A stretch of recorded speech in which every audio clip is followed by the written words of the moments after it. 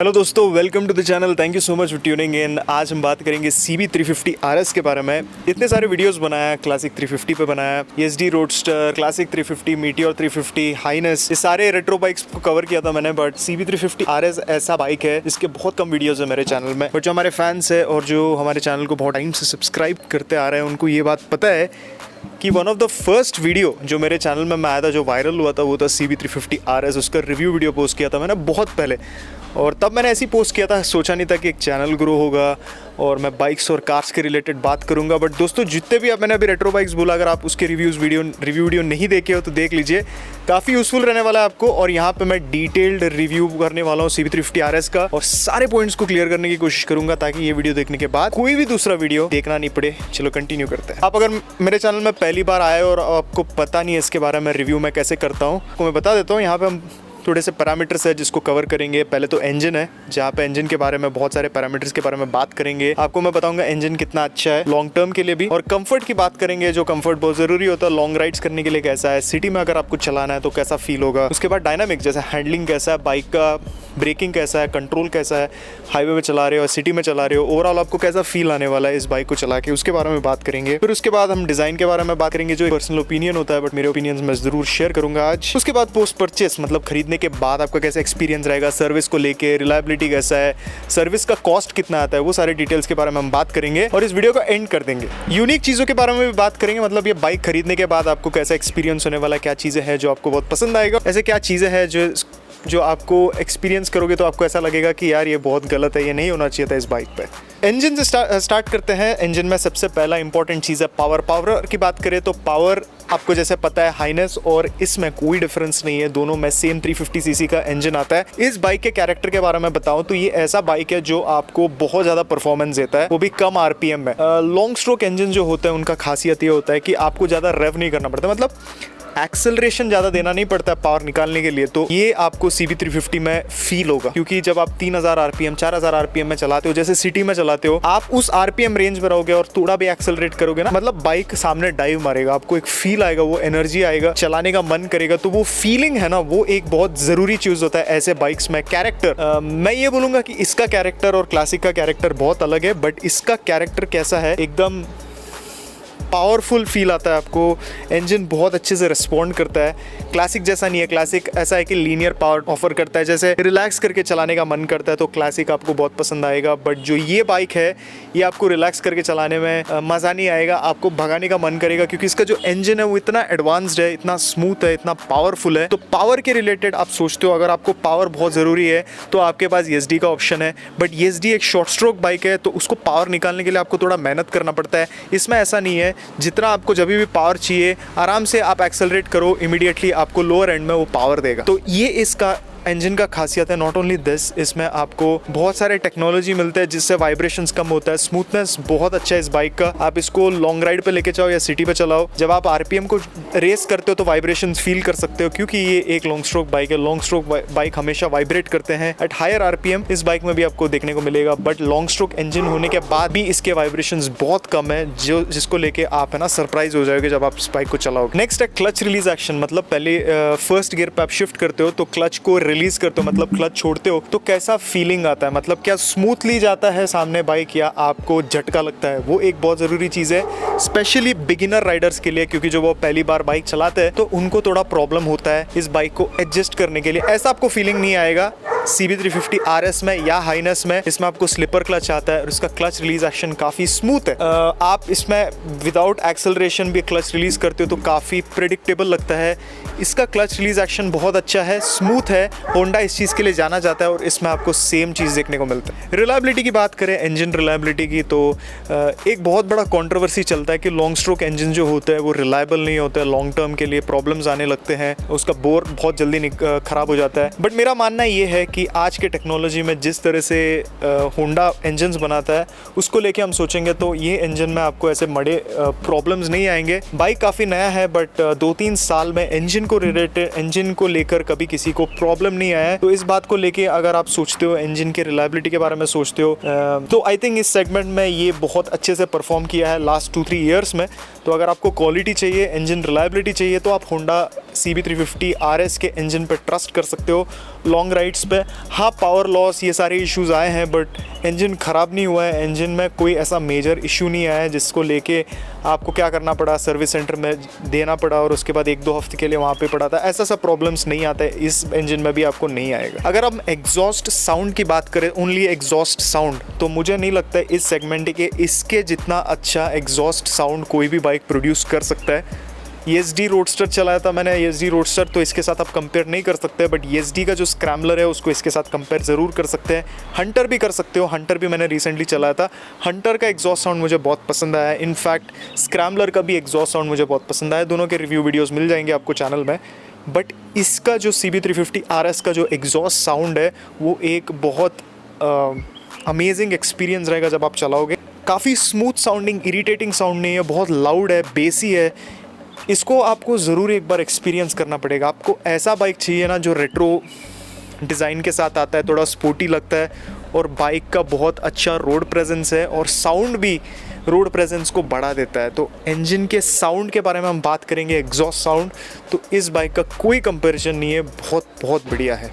Next है mileage. Mileage को लेके मैं हमेशा बोलते आया हूँ, हाइनेस जितना अच्छा माइलेज इस सेगमेंट में कोई भी बाइक ऑफ़र नहीं कर सकता है।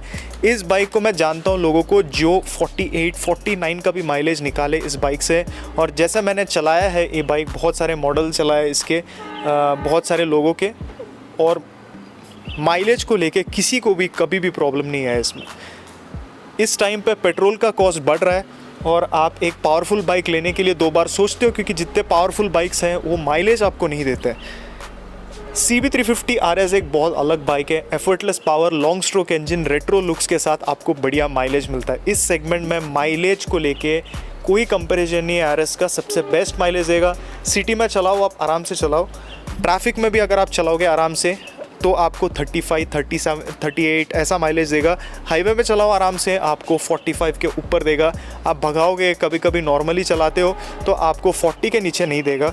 तो इसका माइलेज बहुत बढ़िया है। अगर आपको अच्छा माइलेज दे रहा है तो आपके जो माइलेज फिगर्स है CB350 RS के, वो प्लीज़ कमेंट सेक्शन में बता दीजिए। मैं जानना चाहूँगा और बहुत सारे हमारे कम्युनिटी मेम्बर्स भी जानना चाहेंगे ये ज़रूर। नेक्स्ट हम थर्मल मैनेजमेंट के बारे में बात करते हैं। थर्मल मैनेजमेंट का मतलब ये है कि जब इंजन गर्म हो जाता है तो कितना टाइम लगता है उसको कूल होने के लिए और कितना इजीली गर्म हो जाता है। मतलब ट्रैफिक में जब आप चलाते हो, क्या इतना गर्म होता है कि आप बैठ नहीं पाते हो बाइक में, आपके पैर में वो हीट फील कर सकते हो, क्या उतना गर्म होता है। अब थर्मल एफिशिएंसी की बात करें स्पेशली इस इंजन के, ये एक एयर कूल्ड इंजन है, इसमें कोई ऑयल कूलिंग नहीं है, ये सिंपल एयर कूल्ड मोटर के साथ आता है। और जो लोग बोलते हैं कि एयर कूल्ड हमेशा गर्म होता है, वो बिल्कुल गलत है। इंजन के डिज़ाइन के ऊपर बहुत कुछ मैटर करता है। आप देख लो हार्ले डेविडसन जो बाइक्स है, इंडियन भी जो बाइक्स आते थे पहले, जो पावरफुल 1800 सीसी के आते थे, उसमें भी एयर कूलिंग आते थे। तो ये जो बाइक्स होते हैं इनका कंप्रेशन रेशियो कम होता है, लॉन्ग स्ट्रोक इंजन्स काफ़ी रिलैक्स्ड होते हैं चलाने में, तो इसके जो इंजन का जो हीट है वो भी कम होता है। तो इंजन हीटिंग के रिलेटेड आपको कभी प्रॉब्लम नहीं आएगा CB350 RS में। आई थिंक CB350 के जो सीरीज़ ऑफ बाइक्स है, हाइनेस और RS, थर्मल मैनेजमेंट में नंबर 1 है। जब आप इस बाइक को चलाते हो और जब आप हीट देखते हो कि हीट कितना प्रोड्यूस करता है, तो वहाँ पे आप समझ जाते हो कि इसमें बहुत अच्छा इन्होंने इंजीनियरिंग किया है। ये एक बहुत ज़रूरी चीज़ होता है, क्योंकि स्मूथनेस ही नहीं, बहुत सारे चीज़ें मैटर होता है जब वो इंजीनियरिंग की बात करते हैं। तो ये बाइक आप चलाओ, एक मतलब 1-2 घंटे के लिए चलाओ, आप इमीडिएटली फील करने लगोगे this is a well engineered, well thought out bike by Honda, and Japanese engineering आप फील करोगे इसमें। नेक्स्ट हम बात करेंगे राइडेबिलिटी के बारे में। यहाँ पे बहुत ज़्यादा सफ़र करता है हाइनेस। तो RS कैसे परफॉर्म करता है, देखो RS और हाइनेस में कोई डिफरेंस नहीं है, ट्यून में कोई डिफरेंस नहीं है, दोनों का इंजन ट्यून लगभग सेम है। जब लॉन्च हुआ था RS तो मैं पहले यही नोटिस कर रहा था कि क्या इसमें कोई डिफरेंस है, स्टेट ऑफ ट्यून में क्या कोई डिफरेंस है, कोई डिफरेंस नहीं है, सेम इंजन है, सेम बाइक। तो राइडेबिलिटी में थोड़ा प्रॉब्लम है इस बाइक में। क्या होता है ना प्रॉब्लम, कि ये जो बाइक है ये एक लॉन्ग गियर्ड मोटरसाइकिल है। लॉन्ग गियर्ड मतलब जितना टाइम आप कोई दूसरे बाइक पे एक पर्टिकुलर गियर पर रह सकते हो, उससे ज़्यादा टाइम आप CB350 RS में रह सकते हो। तो क्या होता है, जब आप कोई दूसरे नॉर्मल शॉर्ट स्ट्रोक बाइक चलाते हो जो higher gear low speed maintain कर सकता है, तो वो चीज़ आप इस पे करने की कोशिश करते हो, तो क्या होता है, बाइक नॉक होने लगता है। तो आप जल्दी जल्दी इसको अपशिफ्ट करोगे तो इंजन नॉक होता है। स्पेशली मैं एक एग्जांपल देता हूँ, आप नॉर्मली सिटी में चला रहे हो, थर्ड गियर पे शिफ्ट किया आपने और थर्ड गियर पे 30-40 के स्पीड पे चला रहे हो और वहाँ पे आप स्ट्रगल फील करोगे बाइक का, वो बोलेगा कि डाउन शिफ्ट करने के लिए, फिर भी आप एडजस्ट करके चलाते रहो, सडनली स्पीड ब्रेकर आएगा तो आप सोचोगे इस थर्ड गियर में मैं इसको निकाल लूँगा स्पीड ब्रेकर से। नहीं, आपको सेकंड में शिफ्ट करना पड़ेगा, नहीं तो मोस्ट ऑफ द टाइम आपको फर्स्ट गियर में शिफ्ट करना पड़ेगा। तो सिटी में जब खड्डे आते हैं, ट्रैफिक आता है, तो ये बार बार जो गियर शिफ्टिंग वाला चीज़ है जिससे आप थोड़ा इरिटेट हो जाओगे। राइडेबिलिटी को लेके आप सोचते हो तो जैसे रॉयल एनफील्ड इसका प्राइम कॉम्पिटिटर है, वो बहुत अच्छे से परफॉर्म करता है राइडेबिलिटी को लेके। मतलब आप फोर्थ गियर पे या थर्ड गियर पे पूरा दिन सिटी पे चला सकते हो, रॉयल एनफील्ड में आपको बार बार गियर शिफ्ट नहीं करना पड़ता है। So in terms of this I think highness, जैसे होंडा बोलता है that is city bike, I think इसमें थोड़ा ट्यून कर सकते थे, बट इसका भी एक रीज़न है उन्होंने लॉन्ग गियर क्यों रखा है। लॉन्ग गियर देने से उनको बेटर माइलेज ऑफर करने हो रहा है इस बाइक पे। अगर वो शॉर्ट गियरिंग देते या राइडेबिलिटी इसका इंप्रूव करते तो माइलेज भी डेफिनेटली हिट करता। तो that's a compromise that you have to live with when you get such good mileage from the bike. तो इस चीज़ को लेके बहुत लोगों को प्रॉब्लम होगा, बट मैं आपको बात बता देता हूँ, जिन लोगों को राइडिंग करना पसंद है, जो इस चीज़ को पसंद करेंगे, उनको कभी ये चीज़ से प्रॉब्लम नहीं होगा। गियर बॉक्स सुपर स्मूथ है, बटर स्मूथ है और इंजन तो बढ़िया है, आपको पता है। और जिन लोगों को ये गियर शिफ्ट करना और बाइक को एंजॉय करना पसंद है, वो लोग इस चीज़ को बहुत ज़्यादा अप्रिशिएट करेंगे, लॉन्ग गियरिंग, तो उनको कोई प्रॉब्लम नहीं है। बट इन्फॉर्म करना बहुत ज़रूरी है इस चीज़ के बारे में। रॉयल एनफील्ड जैसे होंडा मतलब ओनली बेस मॉडल में, मतलब जो टॉप एंड मॉडल है ओनली उस पर ड्यूल चैनल ABS ऐसा सब नहीं करता है। इसीलिए मुझे होंडा के जो बाइक्स है, स्पेशली बिग विंग में जो हाइनेस की सीरीज़ है, मुझे बहुत ज़्यादा पसंद है। सेफ्टी में कोई कॉम्प्रोमाइज़ नहीं है, slipper clutch, dual channel ABS, अच्छे ब्रेक्स ऑफर करता है। सेफ्टी के बारे में सोचते हो 100% जो सोचना चाहिए, CB350 RS आपको डिसअपॉइंट नहीं करेगा। ब्रेक्स बढ़िया है, फ्रंट एंड का फील अच्छा है। जैसे आप इस बाइक पर बैठते हो आपको रियलाइज़ होता है कि ये कोई स्पोर्ट्स बाइक नहीं है, कोई रेट्रो बाइक, कम्यूटर बाइक है, तो आप ब्रेकिंग उतना ज़्यादा एक्सपेक्ट नहीं करते हो।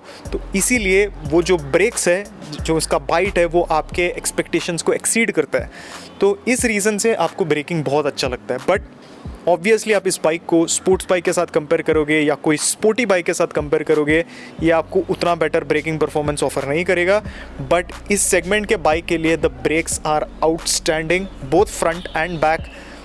मुझे कभी कभी ऐसा लगता है कि ABS बहुत जल्दी किक इन करता है इस बाइक में, बट कोई मेजर इश्यूज़ नहीं है बाइक को लेकर। और ये जो ट्रैक्शन कंट्रोल है वो बहुत काम का चीज़ है। और जो लोग बोलते हैं कि ट्रैक्शन कंट्रोल देने का कोई फ़ायदा नहीं है, मैं उनको मतलब मेरे को इतना गुस्सा आता है जब मैं सुनता हूँ यार फ्री में आपको इतना अच्छा सेफ्टी फीचर मिल रहा है, आप कलर के पीछे रहते हो, कलर नहीं है, ये फीचर नहीं है, वो फीचर नहीं है। जब होंडा सारे बाई स्टैंडर्ड सारे बाइक्स में ट्रैक्शन कंट्रोल दे रहा है और ड्यूल चैनल ABS दे रहा है, you have to appreciate the brand, क्योंकि इसमें ये करने के लिए ना पैसा लगता है। और बहुत सारे ब्रांड्स आप देख लो इस सेगमेंट में आपको बेस मॉडल में ओनली सिंगल चैनल ABS देते हैं, ट्रैक्शन कंट्रोल तो भूल ही जाओ। तो traction control is useful, dual channel ABS is useful, दोनों आते हैं, ब्रेक्स भी बढ़िया है, रियली गुड। इंजन का मेंटेनेंस कैसा है? देखो इंजन का मेंटेनेंस है, मैं बहुत खुश हूँ। होंडा एक चीज़ के लिए जाना जाता है, स्पेशली उनके जो बिग विंग के बाइक्स है, आप देखो गोल्ड विंग, अफ्रीका ट्विन, जो हाई एंड बाइक्स होते हैं, उनका सर्विस कॉस्ट भी बहुत कम रहता है। जो भी सुपर बाइक ओनर्स है जो मेरे वीडियो देख रहे हैं अभी, उनको ये बात पता है कि होंडा के जितने सुपर बाइक्स हैं उनका सर्विस कॉस्ट कावासाकी और जितने भी ब्रांड्स हैं उनसे बहुत कम है। तो हाइनेस भी मैं यही एक्सपेक्ट कर रहा था and service cost is very good, बहुत ज़्यादा नहीं है। आपको फ्री सर्विस में 1500 से लेके 1600 के ऊपर नहीं आएगा, और अगर आपका पेड सर्विस है, फोर्थ या थर्ड सर्विस जो होता है, उसमें आपको 2300, 2400 या 2500 का ही आएगा, उसके ऊपर नहीं आएगा।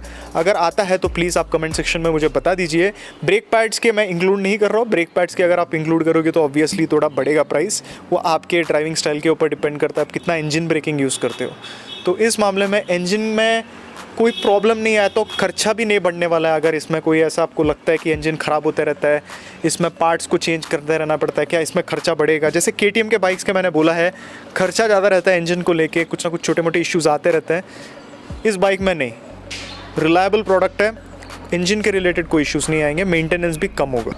ये एक परफेक्ट इंजन है इस बाइक में, जो इंजन है इट्स अ परफेक्ट इंजन, एक पॉइंट पे डेफिनेटली ये सफ़र करता है, वो है rideability. And just because of that one point मैं इसके 2 पॉइंट्स कट करूंगा and I will rate it 8 out of 10। Rideability related कोई इशू नहीं होता, then this bike would have a rating of around 9.5 out of 10। So rideability को लेके मुझे problem हुआ है, आपको प्रॉब्लम होगा ये नहीं, आपको टेस्ट राइड में पता चलेगा। और टेस्ट राइड में पता चलना भी बहुत मुश्किल है, 1-2 हफ्ता आपको कम से कम चलाना पड़ेगा, उसके बाद ही आप डिसाइड कर सकते हो कि क्या आपको इसको लेके कोई प्रॉब्लम है या नहीं। नेक्स्ट हम बढ़ते हैं कंफर्ट के रिलेटेड। जो कंफर्ट एक तो बहुत ज़रूरी चीज़ होता है, स्पेशली जब आप एक कम्यूटर बाइक लेते हो, स्पेशली अगर आप सिटी में चलाते हो या हाईवे पे चलाते हो, कंफर्ट एक डिसाइडिंग फैक्टर होता है ऐसे बाइक्स के लिए। तो सस्पेंशन से स्टार्ट करते हैं। सस्पेंशन, जब मैं ये बाइक चलाने के पहले मैं थोड़े से रिव्यूज़ देख रहा था, वीडियोस इस पे, वो बोल रहे थे कि CB350 RS का सस्पेंशन काफ़ी स्टिफ है, आप बम्प्स फील कर सकते हो। तो आई वॉज एक्सपेक्टिंग दिस कि चलो होंडा के जो बाइक्स होते हैं उनके जो रेयर सस्पेंशन है वो थोड़े से स्टिफ होते हैं और फ्रंट सस्पेंशन थोड़े से सॉफ्ट होते हैं, तो इससे कभी कभी थोड़ा प्रॉब्लम हुआ था मुझे पर्सनली हैंडलिंग में।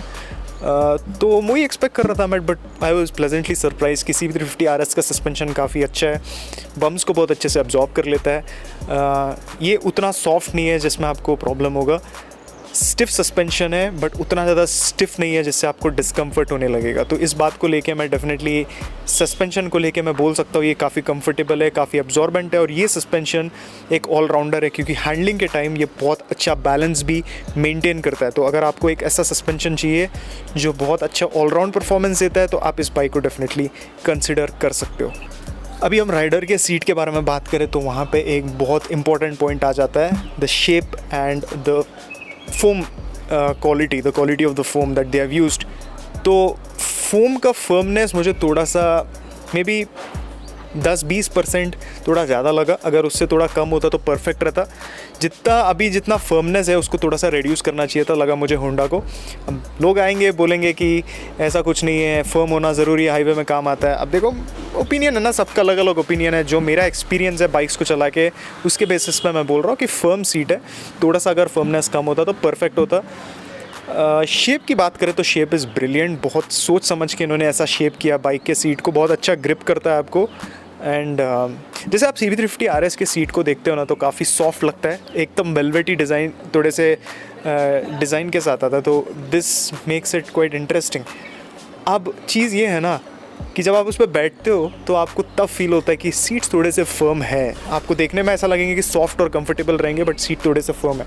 अब इसके एक चीज़ जो मुझे बहुत पसंद आया वो है इसके ग्रिप लेवल्स। हाईनेस को इसको आप कंपेयर करोगे तो इसके सीट्स बेटर ग्रिप ऑफर करते हैं और हाईनेस के सीट बेटर शेप ऑफर करते हैं कंफर्ट के लिए। तो दोनों बाइक में यही तो डिफरेंस है। CB350 RS एक यूथफुल और स्टाइलिश स्पोर्टी बाइक है और हाईनेस थोड़ा सा मैच्योर्ड कम्यूटरिश बाइक है। तो इन दोनों के कंफर्टेबल सीट्स है, कोई प्रॉब्लम नहीं है, दोनों भी अच्छे शेप के साथ आता है। बस ये है कि CB350 RS है वो बेटर ग्रिप लेवल ऑफर करता है। जब आप ट्विस्टी सेक्शन में चलाते हुए आप कॉर्नरिंग करते हो, आपको मतलब बहुत अच्छे से ग्रिप करके रखता है। और जो हाईनेस है वो आपको कंफर्टेबल सीटिंग ऑफर करता है, शेप अच्छा है, आपका जो ओवरऑल बैलेंस है जब आप सिटी में भी चलाते हो काफ़ी अच्छा रहता है हाईनेस में। तो इन दोनों में ये डिफरेंस है, दोनों सीट्स कंफर्टेबल है। अब पिलियन सीट के बारे में बात करते हैं, ये सबसे बड़ा डिसाइडिंग फैक्टर होता है लोगों के लिए, और RS को लेके यही कन्फ्यूजन रहता है कि पिलियन सीट कैसा है। पिलियन सीट मुझे उतना पसंद नहीं आया, not because it is not comfortable, ये है कि स्पेस नहीं है ज़्यादा, ठीक है। हाईनेस में देखो आप बहुत ज़्यादा स्पेस है, आपको एक्टिवा का याद आता है जब आप उसके पिलियन सीट को देखते हो। हाईनेस का एक बहुत अच्छा पॉइंट ये है कि जो पीछे बैठने वाले लोग हैं वो कंप्लेंट नहीं करेंगे। देखो चढ़ने में और उतरने में कोई प्रॉब्लम नहीं है क्योंकि एल्डरली लोग हैं, आपके पास अगर पहले स्पोर्ट्स बाइक हुआ करता था और आप ऐसे कोई कंफर्टेबल कम्यूटर बाइक लेना चाहते हो then you can go for this bike, क्योंकि हाइट उतना नहीं है तो उतरने चढ़ने में कोई प्रॉब्लम नहीं है। बट जो पीछे बैठने वाले अगर उनका बिल्ड अच्छा है तो उनको बैठने में थोड़ा तकलीफ़ ज़रूर हो सकता है क्योंकि इस सीट में स्पेस कम है।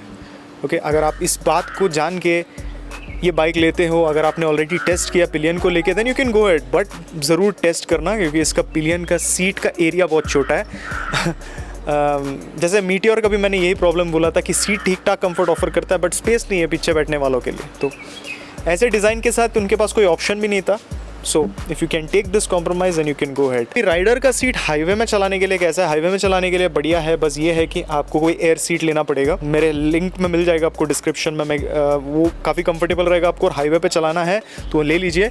बट हाईवे के कंफर्ट की बात करें तो थोड़े टाइम के बाद फटीग होने लगता है। जैसे मैंने आपको बोला कि 10-20% थोड़ा सा ज़्यादा है फर्मनेस, तो इससे थोड़ा सा फटीग होने लगता है ज़रूर।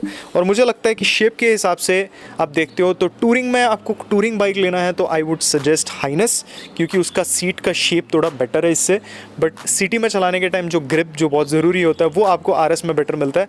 तो इट्स जिस चीज़ के लिए बनाना है ये बाइक, वैसे ही आपको फीचर्स भी मिलता है इसमें। तो लॉन्ग राइड के लिए जाना है then it is quite good. मैं ये नहीं बोलता कि अच्छा नहीं है, बट CB350 के सीरीज़ में Highness is slightly better for sure. Recently मैंने हंटर 350 का वीडियो पोस्ट किया था, वहाँ पे आपने देखा होगा कि मैं फुटपैक्स को लेके बहुत ज़्यादा डिसअपॉइंटेड था। हंटर का फुटपैक्स बहुत ज़्यादा रेयर सेट है, तो बैठने में थोड़ा प्रॉब्लम होता है, स्पेशली जब आप हाईवे पे चलाते हो। CB350 RS का सीट वैसा नहीं है, really good seat. I mean फुटपैक्स बहुत ज़्यादा रेयर सेट नहीं है, परफेक्ट जैसा एक फुटपैक होना चाहिए कंफर्ट ओरिएंटेड पोजीशन पे, वैसे ही है। तो फुटपैक्स को लेके मुझे CB350 RS में कोई प्रॉब्लम नहीं है। उतना ज़्यादा स्पोर्टी नहीं है, जैसा हैंडल बार है सेम बैलेंस में फुटपैक्स भी उन्होंने सेट किया है। तो यहाँ पे दिखता है कि ऐसा कुछ करना चाहिए था हंटर में। अगर ये ऐसा करते हैं तो हंटर 350 में कोई प्रॉब्लम नहीं होता लॉन्ग राइड्स भी करने के लिए। CB350 RS का फुटपैक पोजीशन बढ़िया है बैठने के लिए। हैंडल बार की भी बात करें तो हैंडल बार फ्लैट है, उतने ज़्यादा फ्लैट नहीं है जिसमें आपको बहुत ज़्यादा झुक के बैठना पड़ता है, जैसे जावा 42 जितने फ्लैट नहीं है। हाइनेस से अगर इसको कंपेयर करोगे, हल्के से आपको सामने की तरफ झुक के बैठना पड़ता है। So it's a very comfortable position and at the same time 30-40% नहीं बोल सकता हूँ मैं, अराउंड 30% डेफिनेटली आपका राइडिंग एक्सपीरियंस को ये बढ़ा देता है हाइनेस के कंपैरिजन में।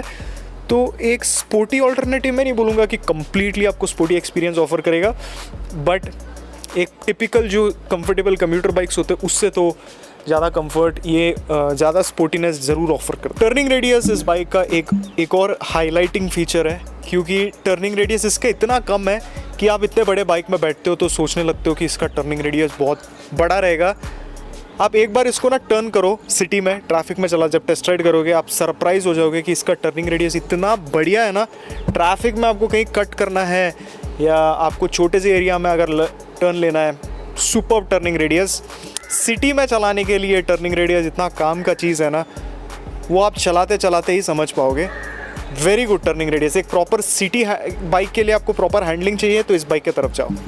कंफर्ट के लिए मैं डेफिनेटली इस बाइक को 8 आउट ऑफ 10 रेट करूंगा, क्योंकि ये एक स्पोर्टी टाइप का बाइक है और ऐसा कंफर्ट लाना बहुत मुश्किल है। जो स्पोर्टी बाइक चाहते हैं उनको भी जो चाहिए वो मिल जाता है। हैंडलिंग बढ़िया है, जो ओवरऑल फील है वो अच्छा है, but at the same time जिनको अनकंफर्टेबल नहीं होना चाहिए बाइक, उनको इस बाइक के साथ तकलीफ नहीं होने वाला, क्योंकि कंफर्ट जितना आपको चाहिए वो ज़रूर ऑफर करता है। अभी हम डायनामिक्स की तरफ जाते हैं। जैसे आपको बताया कि हैंडलिंग, ब्रेक, स्टेबिलिटी कैसा है, वेट मैनेजमेंट कैसा है और ओवरऑल चैसी कैसा है, बॉडी का, ये सब चीज़ मैटर करता है।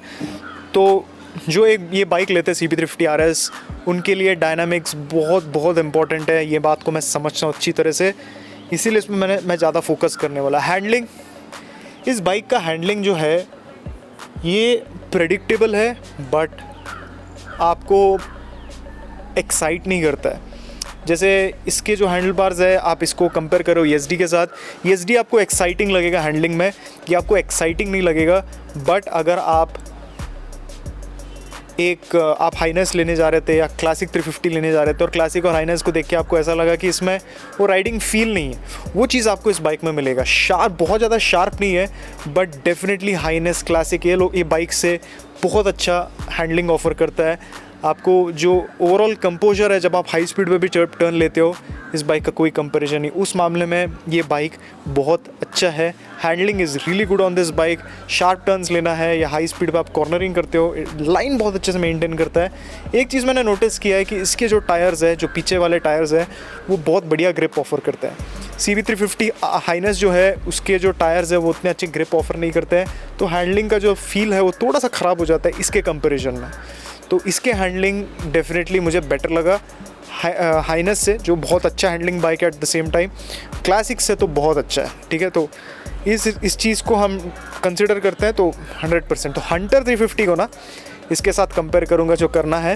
वो नेक्स्ट वीडियो है जो बहुत जल्दी आने वाला है। नेक्स्ट चीज़ जो मुझे इस बाइक में बहुत ज़्यादा पसंद है वो है इसके वेट मैनेजमेंट। जो जिस तरह से ये बाइक में वेट वो मैनेज करता है, आपको बिल्कुल भी फील नहीं होगा कि आप इतने भारी बाइक चला रहे हो। That says a lot about engineering. जब आप कोई बाइक चलाते हो और आप किसके कर्व वेट देखते हो और चलाने लगते हो और आपको फील नहीं होता है weight, then that's a great thing. उसको बोलते हैं वेट मैनेजमेंट। ये बाइक का खासियत है, जब आप सिटी में चलाते हो आपको कभी भी नहीं लगेगा कि आप इतने हैवी बाइक चला रहे हो, एकदम लाइट फील होता है। आप इसको ईजिली बैलेंस कर सकते हो। पहला बाइक है, ये बाइक आपके लिए सही है एकदम, क्योंकि अगर आप कहीं पे स्लो स्पीड पे चलाते हो तो एक डर रहता है ना, नर्वसनेस की, यार गिर जाएगा बाइक, उठा नहीं पाऊँगा मैं, इतना भारी बाइक है। जो पहली बार बाइक चलाते हैं, बिगिनर्स हैं, उनको ये बाइक चलाओ, 1-2 दिन चलाओ आप, उसके बाद ना आप एकदम मतलब फुल कॉन्फिडेंस में चलाओगे। तो क्योंकि इसका वेट मैनेजमेंट बहुत बढ़िया है। तो मैं डायनामिक्स को लेके इस बाइक को 9 आउट ऑफ 10 रेट करूँगा। देखो, जैसे आपको पता है ये जो बाइक लेते हैं उनको ऑलरेडी ये बात पता है कि कोई स्पोर्ट्स बाइक नहीं है, बट जो सेगमेंट में आता है उसमें ये कंफर्ट और डायनामिक्स बहुत अच्छी तरह से ब्लेंड करता है, तो इसीलिए मैं इसको बहुत हाई रेट कर रहा हूँ। अगर आप इस बात से एग्री नहीं करते तो आप कमेंट सेक्शन में मुझे ज़रूर बता सकते हो। डिज़ाइन के बारे में बात करते हैं। इस बाइक का जो डिज़ाइन है वो बहुत ज़्यादा इम्पोजिंग है, स्पोर्टी है, यूथफुल है। तो अगर मुझे कोई पूछता है कि वर्ड्स में डिस्क्राइब करो आपको इसको डिज़ाइन देख के क्या लगता है, तो मैंने ये तो 3 पॉइंट बोला, ये बहुत ज़्यादा इंपॉर्टेंट है इस बाइक को जब मुझे डिस्क्राइब करना है। तो कलर ऑप्शंस ना बहुत बढ़िया है। तो हाइनेस के कैसे कलर्स, एकदम क्लासी वाले कलर्स है। इसके जो कलर्स है वो थोड़े से लाउड है, थोड़ा सा फ्लैशी दिखता है, यूथफुल लगता है। तो होंडा ये यूथ पर फोकस कर रहा है और इसके डिज़ाइन को देख के अगर कोई कॉलेज स्टूडेंट है वो इसके तरफ ज़रूर जा सकता है, क्योंकि इसके जो डिज़ाइन एलिमेंट्स देखो, एलईडी में आपको राउंड वाले जो इंडिकेटर्स आते हैं, जैसे नॉर्मल, जैसे हंटर भी देख लो, सब जगह पे हैलोजन है, ठीक है। और उन्होंने बहुत सारे पार्ट्स को शेयर किए, इवन मीटियोर के भी उन्होंने बहुत सारे पार्ट्स को शेयर किए हंटर में। होंडा ने ऐसा नहीं किया। होंडा ने बहुत सारे एलिमेंट्स इस बाइक के लिए जो स्पेसिफिक है वो दिया है। इंडिकेटर का डिज़ाइन, हेडलाइट का डिज़ाइन, स्पेशली टेल लैम्प का डिज़ाइन बहुत अलग है, शार्प लगता है, यूनिक लगता है, यूथफुल लगता है। मुझे इस बाइक का डिज़ाइन बहुत पसंद है।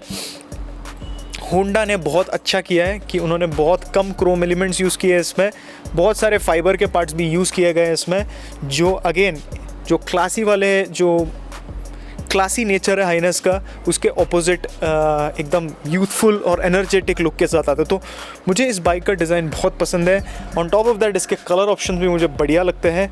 अगर आप कॉलेज गोइंग स्टूडेंट है और आपको कन्फ्यूजन हो रहा है हाइनेस और आरएस में, आप ये वाला बाइक ले लो, आपके जो फ्रेंड्स है वो इम्प्रेस हो जाएंगे बहुत अच्छी तरह से। इसके डिज़ाइन को मैं डेफिनेटली 8 आउट ऑफ 10 रेट करूँगा। ऑल्सो जब डिज़ाइन के बारे में सोचता हूँ मैं कलर ऑप्शंस भी देखता हूँ, तो कलर ऑप्शंस ये डिज़ाइन सब इंक्लूड करेंगे, तो इस बाइक को मैं डेफिनेटली 8 आउट ऑफ 10 रेट करूँगा, which is again a very very good thing. और एक बात बता देता हूँ, इस सेगमेंट में रॉनिन है। मैं बोलता हूँ इस सेगमेंट में जो बाइक खरीदते हैं, आरएस खरीदने की सोचते हैं, वो कुछ से बाइक्स को कंसिडर करते हैं। रॉनिन, हंटर, CB350 RS है, फिर उसके बाद ESD स्क्रैम्बलर है। तो ये सारे बाइक्स में ना सबसे बेस्ट डिज़ाइन मुझे CB350 RS का लगता है पर्सनली, क्योंकि ये प्रोपोर्शनेट है, सिंपल है, क्लासी है, यूथफुल है और एनर्जेटिक है। तो आई really like the design of this bike. इस बात से अगर आप एग्री करते हो तो कमेंट सेक्शन में बता दो मुझे। अब मैं एक बहुत ज़रूरी चीज़ बताने वाला हूँ, वो है पोस्ट परचेज एक्सपीरियंस। ख़रीदने के बाद आपका एक्सपीरियंस कैसे रहने वाला है। मे बी सर्विस सेंटर जाते हो तो वहाँ पे वो कैसे अप्रोच करते हैं, सर्विस का कॉस्ट कैसा है, ये सारी चीज़ें बहुत मैटर करता है ना। तो यहाँ पे आपको डेफिनेटली ये बाइक इम्प्रेस कर सकता है या डिसअपॉइंट भी कर सकता है, क्योंकि बिग विंग की डीलरशिप्स बहुत कम है। बिग विंग में जो काम करते हैं, पहले वो ओनली स्पोर्ट्स बाइक सर्विस करते थे, तो उनको डेफिनेटली पता है कि कस्टमर्स के साथ कैसे बिहेव करना है। बट सिंस मैं हमेशा बोलता हूँ कि लिमिटेड है, सर्विस सेंटर्स उतने ज़्यादा नहीं है, तो आपके ऑप्शन भी काफ़ी लिमिटेड हो जाते हैं। तो सबका ये नहीं होता ना 100% कस्टमर सेटिस्फैक्शन रेट, वो तो नहीं होगा, कहीं कहीं आप डिसअपॉइंट भी हो जाओगे। तो आपके पास वो ना फ्रीडम नहीं रहेगा कि मुझे यहाँ पसंद नहीं आया तो मैं कहीं और जाऊँगा, वो आपके पास ऑप्शन नहीं रहेगा इस बाइक को लेकर। बट एक बात तो है कि ये जो बाइक है ना, इसके जो स्पेयर पार्ट्स है उसको लेके मैंने कोई मेजर इश्यूज़ फेस नहीं किया, बट मैंने सुना है हमारे कम्युनिटी मेंबर से कि उनको ब्रेक पैड्स, ये सारे छोटे मोटे भी स्पेयर पार्ट्स मिलने में थोड़ा टाइम लग रहा है। मैंने पर्सनली ये फेस नहीं किया है। और ओवरऑल एक्सपीरियंस कैसा है ना कि उनको पता है कैसे बात करना है कस्टमर से, जो भी वहाँ पे काम करते हो आपसे आके अच्छे से बात करते हैं। बट प्रॉब्लम ये है कि सैटरडे और संडे को सारे हाइनेस के ओनर्स उस सर्विस सेंटर में आ जाते हैं, तो जब भीड़ रहता है कोई भी मैनेज नहीं कर सकता है। तो यहाँ पे आपको थोड़ा इरिटेट होने लगता है कि आप इतने दूर से आते हो और आप पूरा दिन बाइक आपको सर्विस सेंटर में रखना पड़ता है। तो यहाँ पे ना थोड़ा मतलब अजीब सा फीलिंग आता है कि इतना रश, इतना भीड़ है और वो प्रॉपर एक्सपीरियंस प्रोवाइड नहीं कर पाते। तो ये भी हुआ है लोगों के साथ। जो एक्सपीरियंस है सर्विस सेंटर के अंदर, क्लीन है एकदम, मतलब लग्जूरियस है, बहुत प्रीमियम एक्सपीरियंस है। जब आप सर्विस सेंटर में भी बैठते हो आपको काफ़ी अच्छा लगता है, काफ़ी प्रीमियम लगता है अगर भीड़ नहीं है तो। और जो भी वहाँ पे काम करते हो अच्छे से उनको नॉलेज है, मतलब ऐसा नहीं है कि रॉयल एनफील्ड का मैंने अगर इसके साथ कंपेयर किया तो मुझे quality wise Honda big wing का थोड़ा बेटर लगा है फॉर श्योर। और कॉस्ट भी कम है, उतना ज़्यादा नहीं है, 1500-1600 आपका कॉस्ट पड़ेगा आपको। मैं नेक्स्ट वीडियो में आपको मैं बताऊंगा एग्जैक्ट कितना बिल हुआ है first, second, third, fourth service पे। तो फ्री सर्विस ना 1500-1600 है, और ये सेम है ना, इसका कॉस्ट आपको क्लासिक में भी उतना ही आएगा और बाकी जितने भी बाइक्स है उसमें भी उतना ही आता है कॉस्ट। तो ये कॉस्ट और क्वालिटी जो मिलता है आपको, उसको लेके ना आपको कोई कभी ऐसा नहीं लगेगा कि यार बहुत ज़्यादा पैसा ले रहा, नहीं लगेगा बिल्कुल भी। क्वालिटी भी बढ़िया है ना। सर्विस को लेके कोई प्रॉब्लम नहीं है, मेजर इश्यूज़ कॉस्ट और क्वालिटी को लेके एक बार ख़रीदने के पहले जो सर्विस सेंटर वहाँ पे जाके देख लीजिए कैसा है। मुझे कोई प्रॉब्लम नहीं है और बहुत लोगों को प्रॉब्लम नहीं हुआ है, बट थोड़े लोग हैं जिनको बहुत इश्यूज़ हुआ है। तो एक बार सर्विस सेंटर देख लीजिए क्योंकि लिमिटेड है। अब नेक्स्ट चीज़ है एक्सेसरीज़ इस बाइक में बहुत कम है, और कोई भी इस सेगमेंट के बाइक लेता है तो टूरिंग के बारे में सोचता है ना। तो अगर होंडा थोड़े बहुत एक्सेसरीज़ इस बाइक पे ऑफ़र करेगा तो बहुत अच्छा रहेगा। बट मैं जैसे जानता हूँ होंडा के बारे में, उनका सपोर्ट एक्सेसरीज़ को लेके उतना अच्छा नहीं रहा है। सो thumbs down from my and, क्योंकि मडगार्ड का इतना इशू हो रहा था इसमें और होंडा ने कोई स्टेप नहीं लिया है। थर्ड पार्टी एक्सेसरीज़ मिल जाते हैं और मैंने सुना है कि बहुत सारे बिग विंग के सर्विस सेंटर में वो लगा के दे देंगे आपको। तो ये एक चीज़ है जिस पे आपको थोड़ा ध्यान देना पड़ेगा। रिलायबिलिटी को लेके कोई प्रॉब्लम नहीं है, रीसेल को लेके भी कोई प्रॉब्लम नहीं होगा, क्योंकि होंडा का बाइक है, लोग ख़रीदना चाहेंगे, यूनिक भी लगता है एकदम। कंपनी का सपोर्ट का एक प्रॉब्लम मुझे लगा है, आपको याद है डैज़लर आया है, ट्विस्टर आया है, फिर इतने सारे बाइक्स लॉन्च किया होंडा वालों ने, बट सब डिसकंटिन्यू हो गया। तो होंडा का क्या है, सर्विस उनका जब सेल्स नहीं बढ़ता ना, तो वो पहले हुआ है कि वो डिसकंटिन्यू करते रहते हैं उनके मॉडल्स। मैं चाहता हूँ कि ये CB350 RS या हाइनेस के साथ नहीं होना चाहिए, क्योंकि RS के सेल्स नंबर उतने ज़्यादा हाई नहीं है। तो एक हमेशा एक रिस्क रहता है कि कल ये बंद हो सकता है ये particular model. I hope that does not happen. बहुत अच्छा बाइक है फॉर श्योर। रिलायबिलिटी और ब्रांड वैल्यू टॉप नॉच है। जब आप इस बाइक को लेके जाओगे कहीं, देख के बोलेंगे होंडा का बाइक है, इंपोर्टेड लग रहा है, महंगा होगा। तो ब्रांड वैल्यू ज़रूर है। रॉयल एनफील्ड जितना नहीं होगा क्योंकि लोग पहचानते नहीं हैं इस ऐसे बाइक्स को, बट डेफिनेटली इसका ब्रांड वैल्यू बहुत अच्छा है। रिलायबिलिटी को लेके सोचते हो, eyes close you can go for this bike. Paint chipping के इश्यूज़ है, मड गार्ड के इश्यूज़ है, रस्टिंग के इश्यूज़ है, ये सब आए हैं। और मैं ये वीडियो बनाने के पहले बहुत बार होंडा वालों से बात कर चुका हूँ, उनसे पूछता हूँ तो वो बोलते हैं कि अभी जो मॉडल्स आ रहे हैं उन्होंने उस इशू को रेक्टिफाई किया है। और जितने भी लोगों से मैं जानने की कोशिश कर रहा हूँ, हाइनेस से ज़्यादा RS में ये पेंट चिपिंग के इश्यूज़ आ रहे हैं। तो इसीलिए मैं इसके रिलायबिलिटी को लेके बहुत सारे पॉइंट्स को डिडक्ट करूँगा इसके पोस्ट परचेस एक्सपीरियंस में। बट बाकी सब जो भी है, इंजन, मैकेनिकल्स, इसमें कोई प्रॉब्लम नहीं आएंगे आपको। मैं लो रेटिंग नहीं देना चाहता था इस बाइक के लिए, तो मैंने काफ़ी अच्छा रेटिंग दिया पोस्ट परचेस में भी। मैं 7 आउट ऑफ 10 दूंगा इसके पोस्ट परचेस एक्सपीरियंस को लेके। ये वीडियो मैं मेरे कम्युनिटी मेंबर से पूछ के बनाता हूँ, तो उन्होंने मुझे नेगेटिव रिव्यूज़ दिया था इसके पेंट चिपिंग इश्यूज़ और रस्टिंग इश्यूज़ को लेके। तो इसीलिए मैं थोड़े से पॉइंट्स डिडक्ट कर रहा हूँ। अगर होंडा के अभी फ्यूचर 1-2 साल में ये प्रॉब्लम्स रेक्टिफाई हो जाते हैं, फिर मैं वीडियो बनाऊँगा, फिर इस इशू के बारे में ज़रूर बात करूँगा, ठीक है। इस बाइक के बारे में आपको मैं कुछ बोल देता हूँ। अगर आप ये बाइक ख़रीदना चाहते हो, डिज़ाइन को लेके कुछ नहीं आपको सोचना है, then I think you can go for Highness, क्योंकि हाइनेस में डिलक्स प्रो मॉडल में आपको ज़्यादा फीचर्स मिलते हैं, ज़्यादा मेटल मिलता है, इट फील्स मोर क्लासी। अगर आपको कोई यूथफुल डिज़ाइन का कुछ फ़र्क नहीं पड़ता, तो I feel Highness is just a matter bike. उसका प्राइस भी इससे कम है। तो उसमें एनिवर्सरी एडिशन भी है, उसका सेल्स नंबर भी बढ़ रहा है, उसका फ्यूचर भी बेटर है। बट आपको एक यूथफुल बाइक चाहिए, थोड़ा स्टाइलिश बाइक चाहिए, अच्छे रोड प्रेजेंस के साथ आप इस बाइक की तरफ जा सकते हो with the yellow paint option. I really like that colour.